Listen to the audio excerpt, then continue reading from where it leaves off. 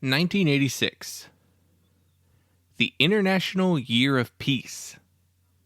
At least that's what the United Nations designated it as that year. We'll see about that. I'm sure the Challenger space shuttle and Chernobyl and the Iran-Contra affair will have something to say about that. But 1986 wasn't all bad things. Good things happened too. Hands across America. Diego Maradona's Hand of God World Cup moment. Archbishop Desmond Tutu becomes appointed as the first black archbishop. Major motion pictures released in 1986. Top Gun. Aliens. Ferris Bueller's Day Off. Pretty in Pink. Star Trek IV. Really cool movies like Labyrinth, Big Trouble in Little China, Highlander, The Great Mouse Detective by Disney, Short Circuit, Howard the Duck. Maybe that's a bad one.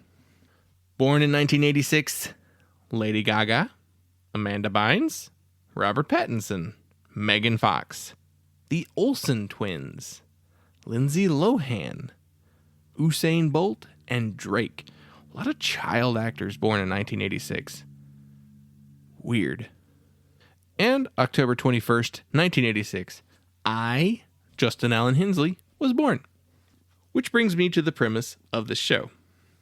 For the longest time, whenever I would look at the albums that came out the year I was born, I was always disappointed by what I saw. We've said many times on our show that the late 80s were not the most exciting time for music. The pop music that was coming out of that time was fine. There was a lot of vanilla sounding music. American hardcore was dead or dying. Metal was peak hair metal. We had lots of thrash. And a lot of the hardcore bands became thrash bands. College rock is kind of a thing, but not quite. It would become more a little bit later in the 80s. So I wanted to change my perspective on that year. I knew logically that there were good albums in 1986, but I had to dig to find them.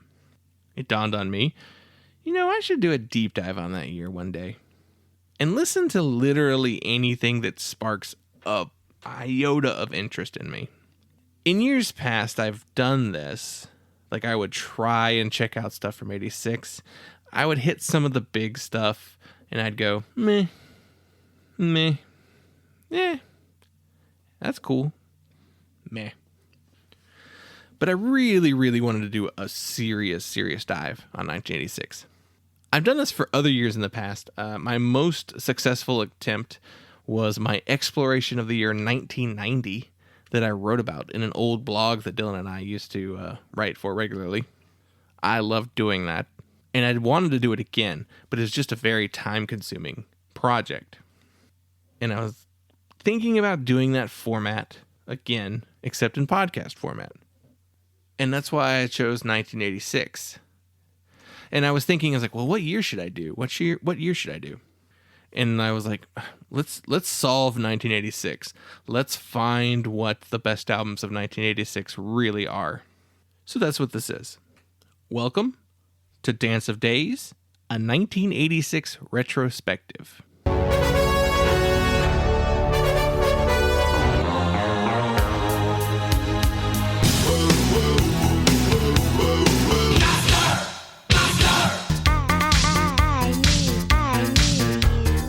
I'm a real wild one.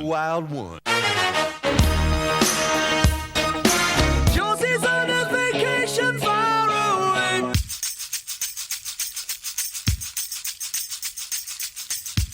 So welcome to the show.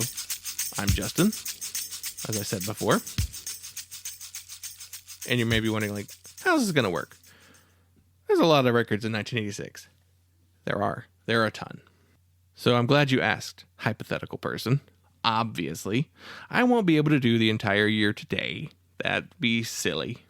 So instead, I'm going to turn this into a series that I, as of right now, am planning on doing monthly. I'm going to post the first episode here in the main feed because Dylan's out of town and I need something in the main feed, so here we are.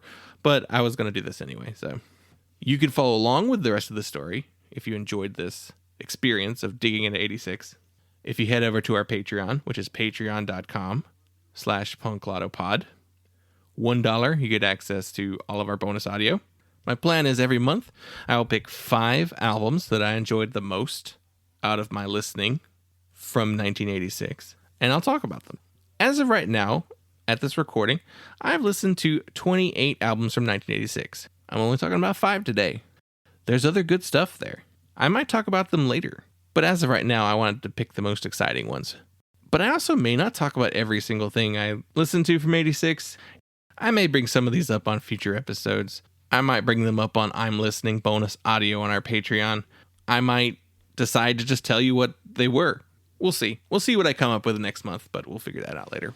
As of right now, let me throw out some 1986 music stats or info, kind of to give you an idea of what was going on that year. The Rock and Roll Hall of Fame holds its first induction ceremony.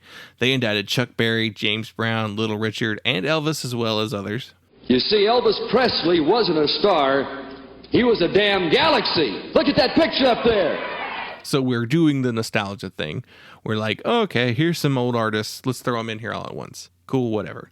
I don't know if anybody really cares about the Rock and Roll Hall of Fame. I just thought it was interesting. Phil Collins won the Grammy for Album of the Year. And We Are the World won Record and Song of the Year. We Are the World? That song sucks. And the Grammy goes to We Are the World, Quincy Jones, producer. Queen performed their final concert with Freddie Mercury before coming back with that guy from American Idol, right? Yeah, whatever. Topping the charts. Say You, Say Me, Rock Me Amadeus, West End Girls, Papa Don't Preach, Take My Breath Away, and Walk Like an Egyptian. Some fun stuff. There was a lot of boring stuff on the charts that year. A lot of Lionel Richie, a lot of Whitney Houston, lots and lots of Madonna. I like Madonna. I don't like every Madonna song. But like, besides like the Cool Bangles song or like the silly Falco song or and that really slick, Pet Shop Boys song, you don't really think of the best pop music of the 80s coming out in 86. So that's why I wanted to do this. I wanted to dig into some other stuff. The hidden stuff. Because in the years past when I did 1990, I found some stuff that I absolutely loved that I would have never heard before without this set of parameters to like make myself listen to it. So let's lead off with the first record from 1986 that I want to talk about today. And that is Animal Boy by the Ramones.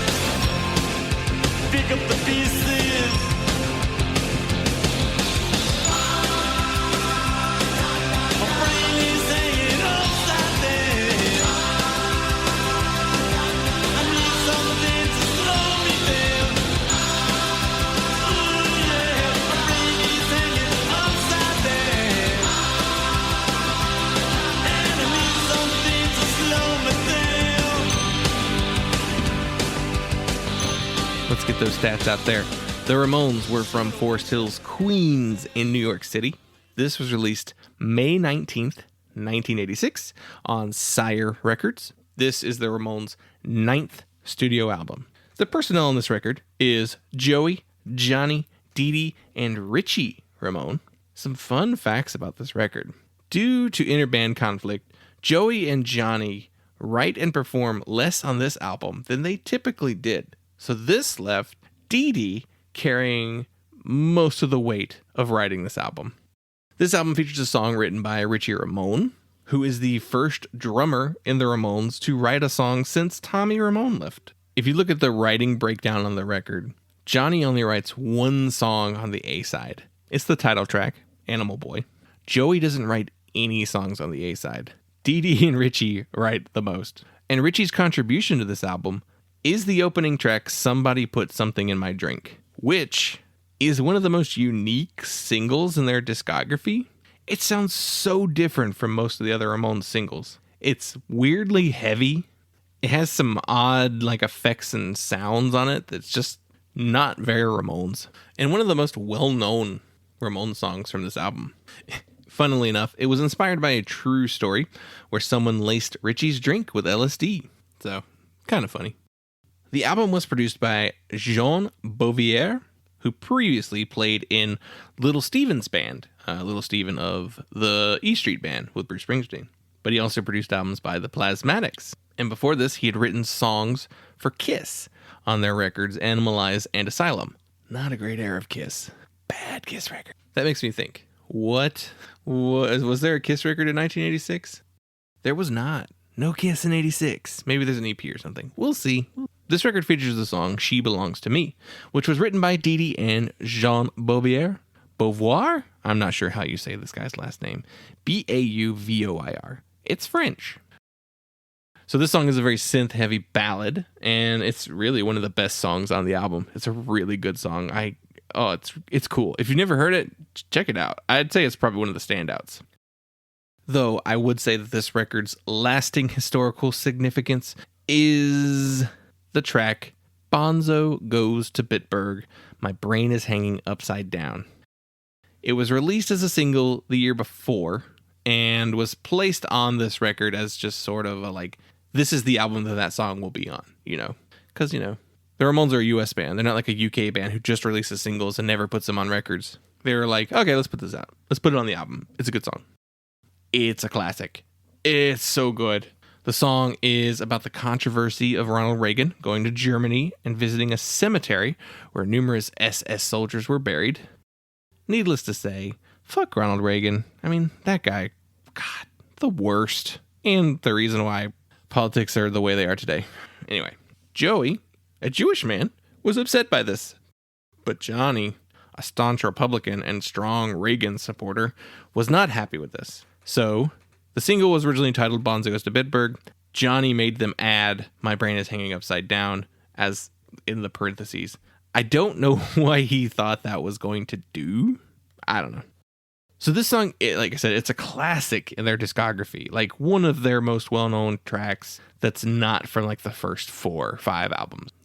Definitely one of the biggest songs in their latter part of their discography. Just a really great song. Just really well done. Jean helped write this song with Dee Dee and Joey. And you can tell that it was co-written by someone who has spent time playing with a member of the E Street Band. Because there is a little bit of Springsteen in this song. Just something about the production and the way it feels. It's more like the accompanying instruments on this song.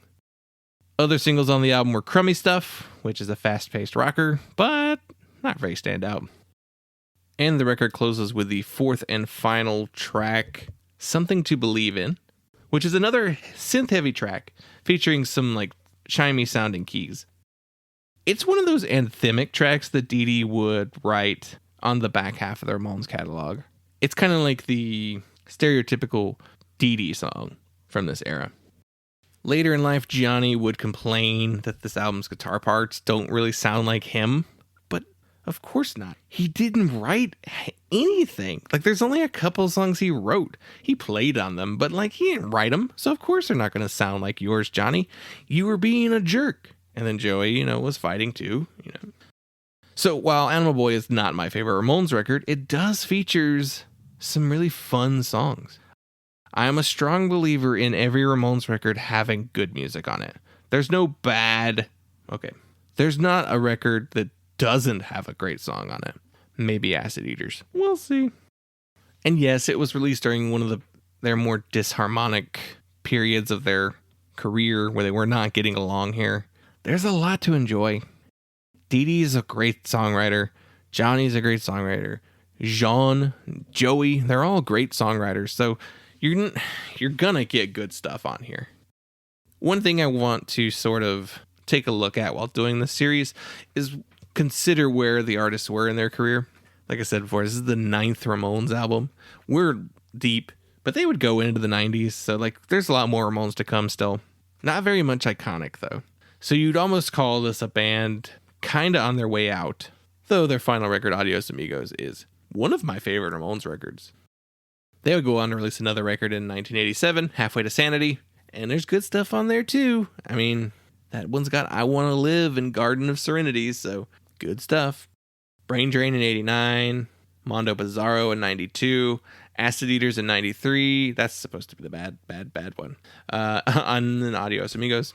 But yeah, you're not going to think of anything. None of those records will be considered classics. But even the Ramones on their downturn are still really fun. So that's why I included it here. Fun record with good song. And I love the Ramones. Next, Ride the Tiger by Yo La Tengo.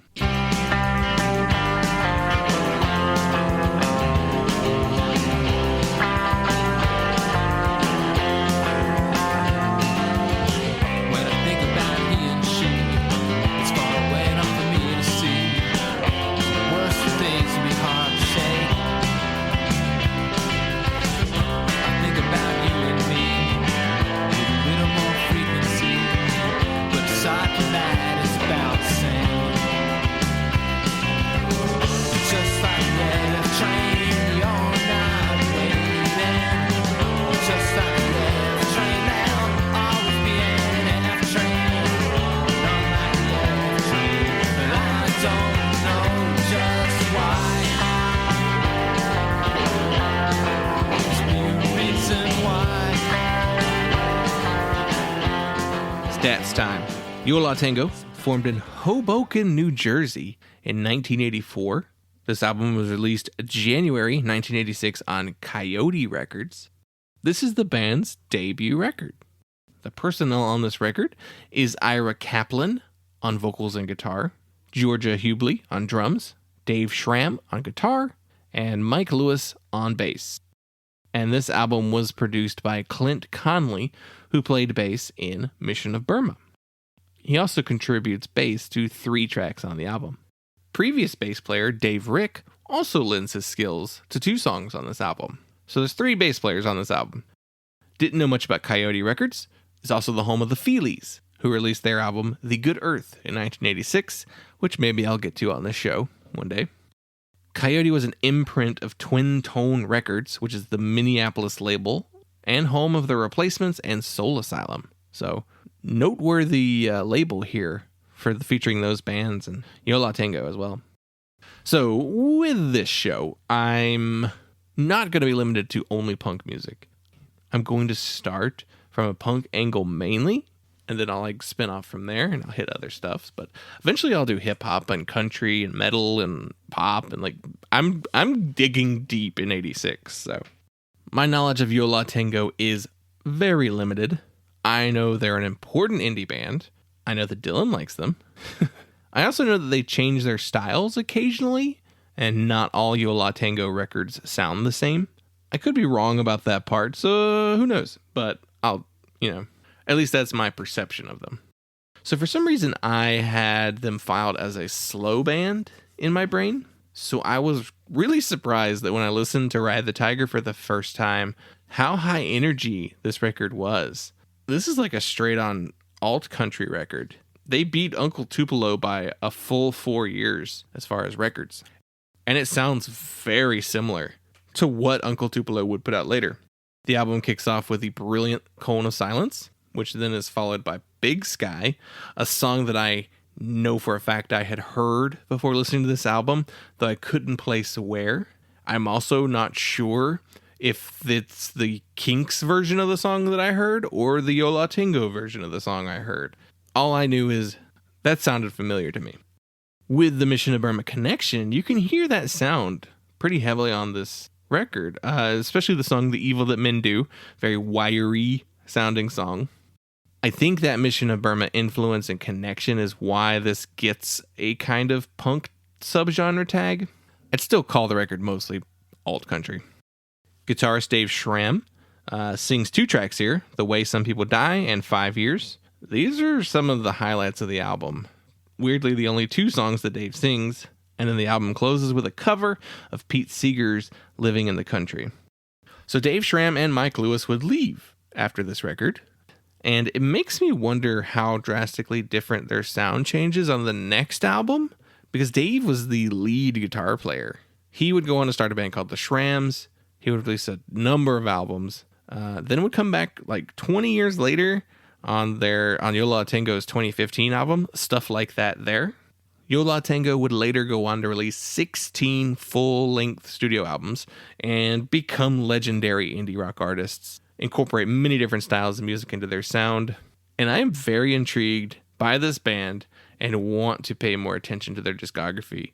So I'll be listening to more Yo La Tengo in the future, for sure.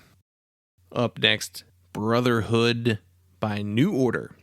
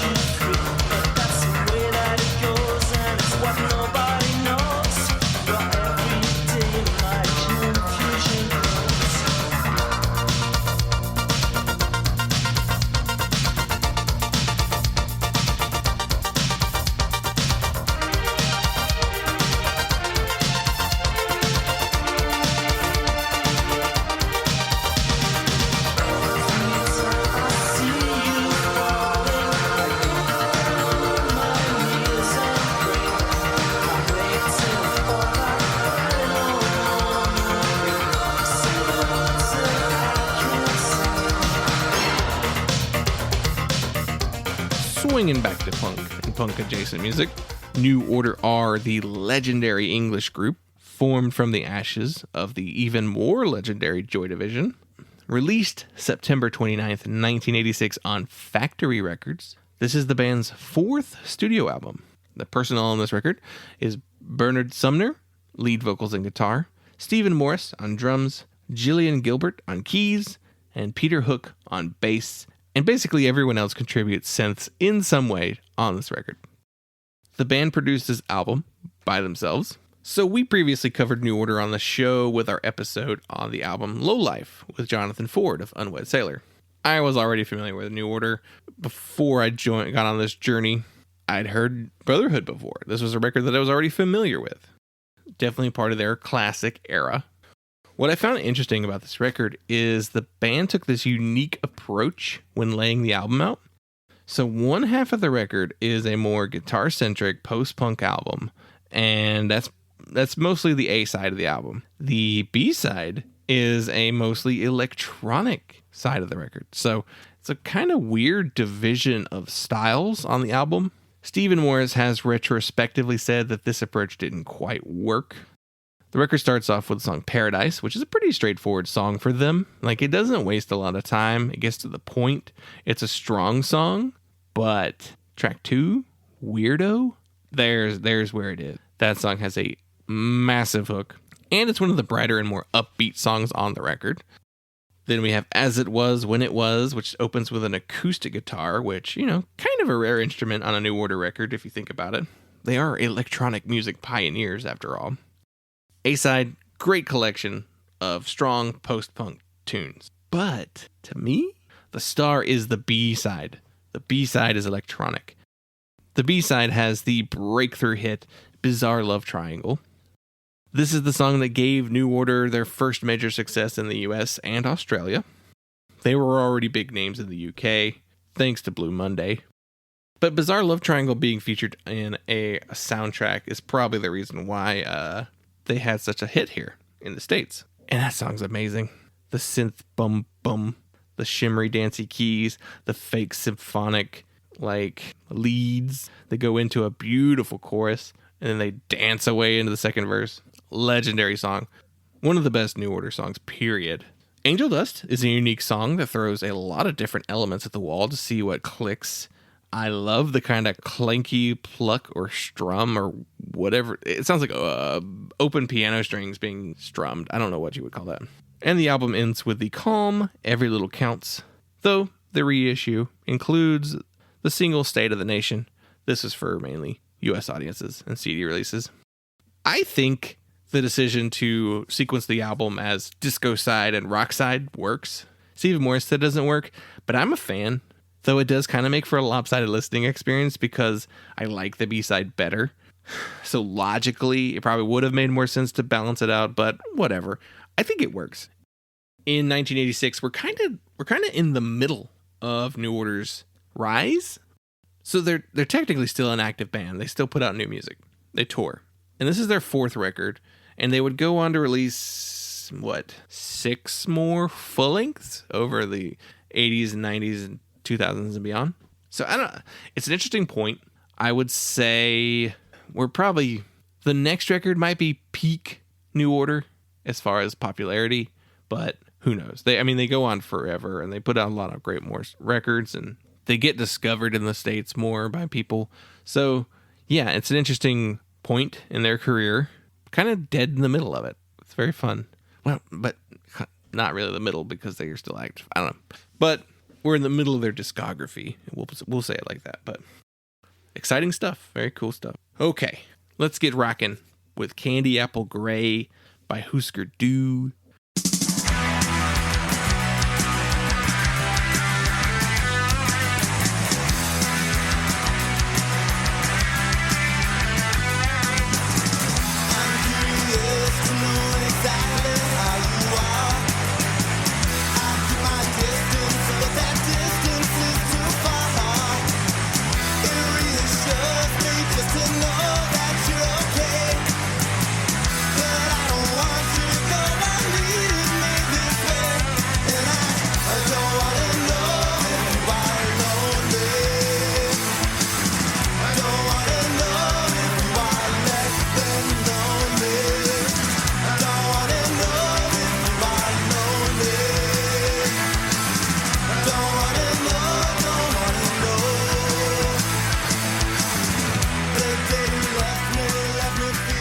They're from St. Paul, Minnesota.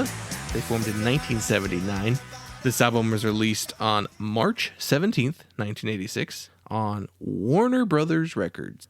This is the band's 5th studio album and their first for a major record label. Personnel on this album: Bob Mould, guitar and vocals; Grant Hart, drums and vocals; Greg Norton, bass. Bob and Grant both produced this record. In the past, we've talked about Hüsker Dü a couple times. First, we talked about Everything Falls Apart with our good friend John Russell of the band Gnawing. That was their very first record. They were still a hardcore band, like a straight ahead hardcore band too. Though the pop sensibilities were there. Then we later talked about Flip Your Wig with the very awesome Wife Patrol. Those episodes are both a lot of fun.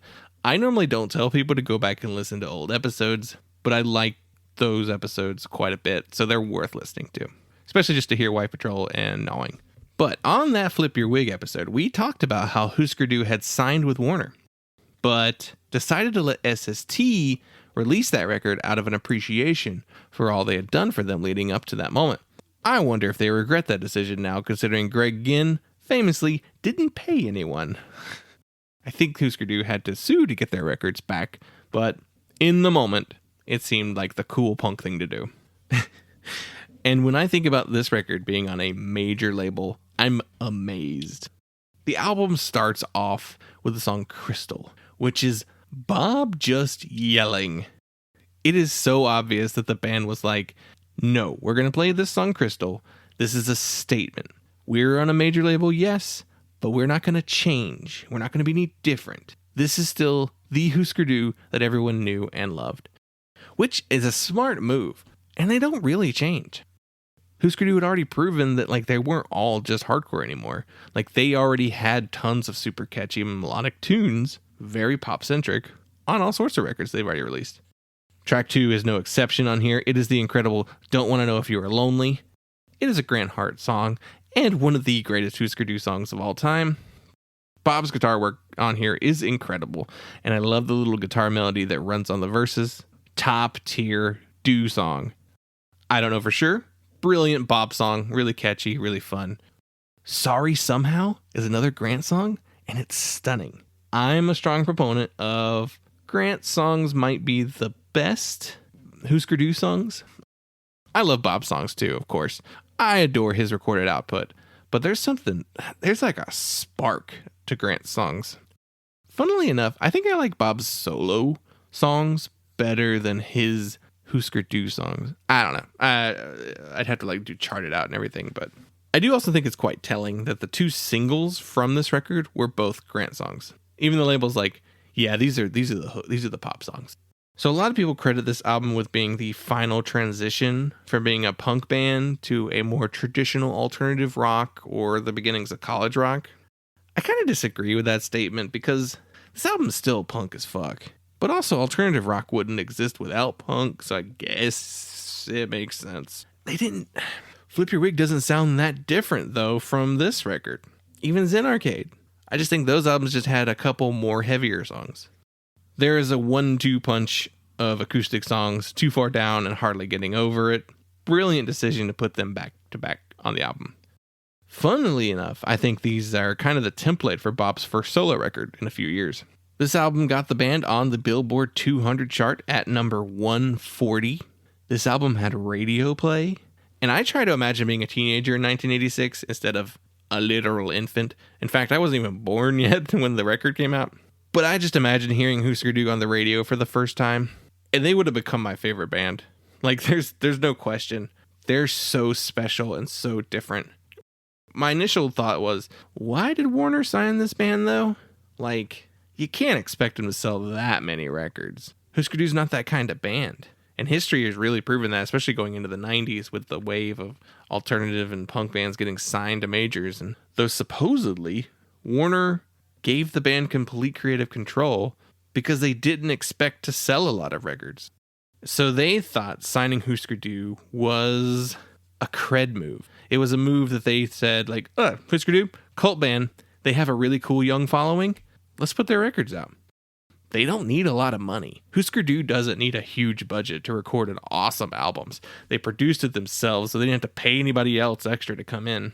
The profit margins are low. Made cheaply, and even if it doesn't sell 1 million copies, it still covers its bases, so it's kind of a smart move. This record is wall-to-wall bangers. It's not only one of the best albums from 1986, it's one of the best albums of the 80s. And one of the best albums in Hüsker Dü's discography. Hüsker Dü has an interesting discography where, like, you could make a case for almost any full length being their best. Zen Arcade, New Day Rising, Flip Your Wig, Candy Apple Grey. It's a perfect run of albums. And nobody's going to fight you if you're like, no, my favorite is Candy Apple Grey or New Day Rising. To me, weakest song on the album, No Promises I Made. Still a good song. I can't even say anything really negative about this album. Dead Set on Destruction, Eiffel Tower High, All This I've Done For You. Just good. It's just top to bottom good. Where were Hüsker Dü in their careers? We're on the tail end. Similar to the Ramones, who would last a lot longer from 86. Hüsker Dü would go on to release only one more record. They'd call it a day in 1988. So really, we're looking at a band on their way down, but also releasing one of the best records of their discography. You'd be hard-pressed to find people who would disagree with saying that this is one of the best records of the 86. I say it is. And as far as my journeys have taken me in my 1986 deep dive, there's only one more record that I think is better. Can I Say by Dag Nasty.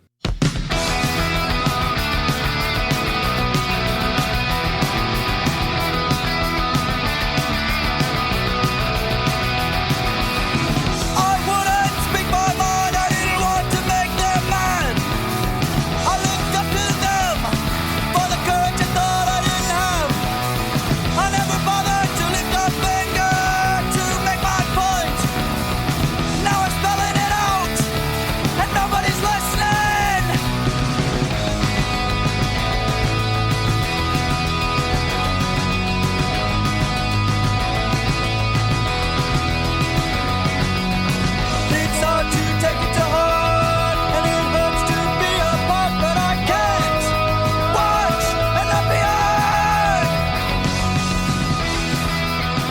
Formed in 1985, Dag Nasty is from Washington, D.C.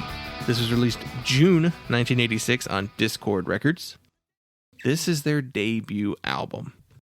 Personnel: Dave Smalley, vocals; Brian Baker, guitar; Roger Marbury, bass; Colin Sears, drums, produced by the band; and Ian MacKaye. Brian Baker made his name playing with Ian in the band Minor Threat. You know who Minor Threat is. Also, Dave Smalley had previously been the vocalist of the band DYS, so he had a little bit of name too. Dag Nasty were inspired by The Faith and The Descendants, and they played a less aggressive and more melodic version of hardcore than their contemporaries. So Dag Nasty is a band famous for their rotating cast of vocalists. Dave Smalley took over for founding vocalist Sean Brown. In fact, most of the songs on this album were already recorded with Sean on vocals and later released in the year 2010 under the name Dag with Sean.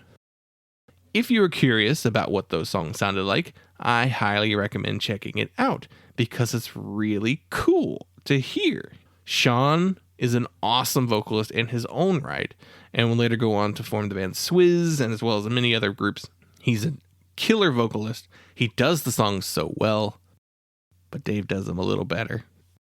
Opening track, Values Here, starts things off, ton of energy. And for the first time on this show, on Dance of Days, I feel like I'm hearing the future of punk rock. The future of punk rock according to 1986. With the Ramones, they're past their prime. They started in the 70s, and they're trying to catch up to the 80s. New Order are cutting edge, but they feel very of the moment. Hüsker doing their thing, on the verge of breaking up, not pushing boundaries with their sound. Yola Tengo is the only one who feels like they're laying the groundwork for the future, but it's in a retro, old-school country-inspired fashion, so it's not quite the same thing. Dag Nasty feel like a band who's about to become the most copied band in the next decade. Youth Crew and Revelation would be built on the blueprints of Dag Nasty. 90s skate punk and hardcore owe so much to Dag Nasty.